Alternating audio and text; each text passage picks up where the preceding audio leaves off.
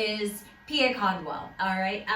So this is when we're really gonna start utilizing those crosshairs, because there is nothing really on the back that I can be like, oh, I'm gonna go from the Indian and 2 inches up, 4 inches over, anything like that.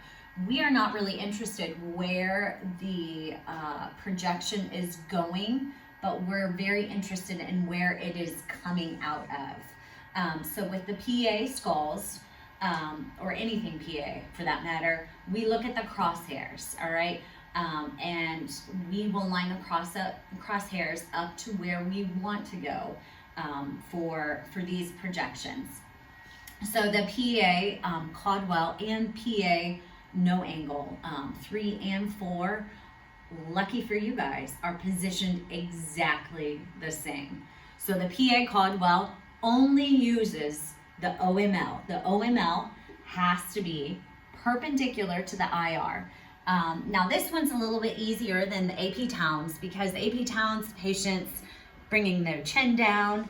With this, first of all, and key, especially when you're doing lab skills, clean the board. We know, especially right now, how all nasty things are out there.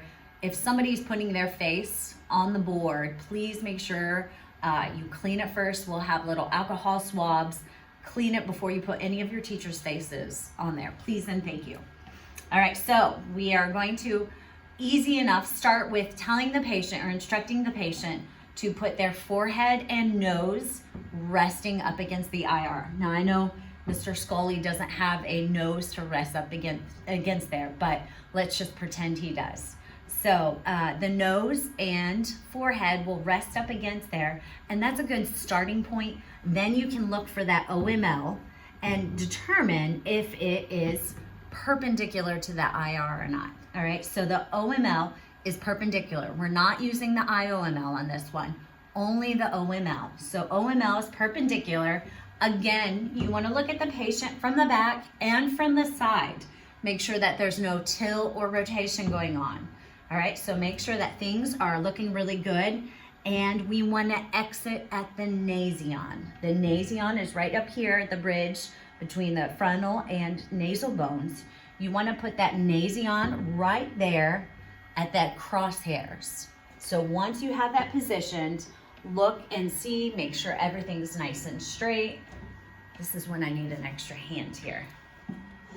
So make sure nice and straight. Again, it's a skull, so we need to include the entire skull. There needs to be light all around the skull.